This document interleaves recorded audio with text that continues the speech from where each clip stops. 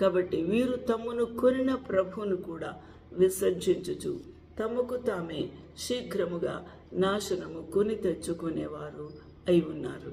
కాబట్టి అట్టి నాశనకరమగు భిన్నాభిప్రాయములను రహస్యముగా సంఘములోనికి దూరి వారు రహస్యమైన బోధను బోధించి మనస్సును కలవరపరుస్తూ ఉన్నారు. మనస్సులను వారు ఏం చేస్తున్నారు?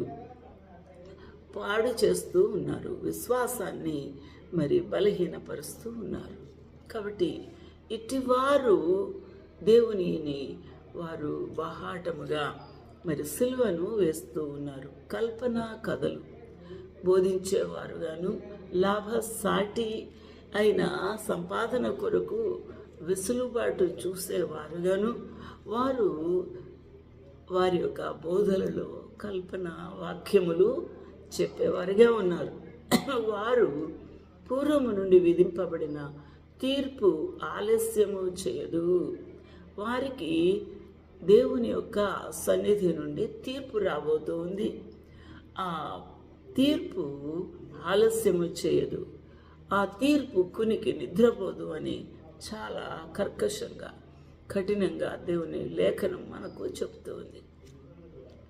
అయితే ఇటువంటి పరిస్థితుల్లో మనకు ఎటువంటి సహనం కావాలి, ఎటువంటి కష్టములు మనము దేవుని యొక్క వాక్యమును, ఆ సత్యమును మనము ఆలంబించేవారుగా, దానిని కొనసాగించేవారుగా ఎటువంటి సహనము మనకు కావాలి అనే సత్యాన్ని మనం ఇక్కడ గ్రహించవలసిన వారమే ఉన్నాం.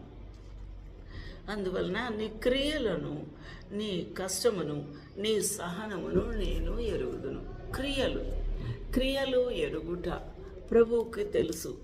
కాబట్టి మన క్రియలు ప్రభువు ముద్రించినవిగా, ప్రభు ఇష్టపడేవిగా, ప్రభు గుర్తించేవిగా మన క్రియలు ఉండాలి.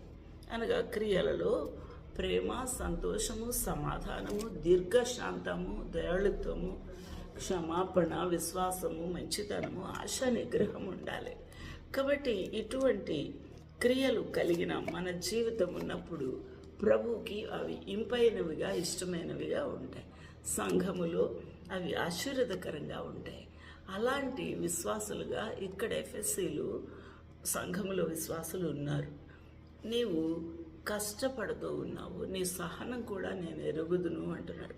కాబట్టి సహనము కలిగిన వారంగా ఉండుట అనేది చాలా చాలా ప్రాముఖ్యం. దేవుని యొక్క సేవా పరిచర్యలో ఓర్చుకొనుట, సహనము చాలా చాలా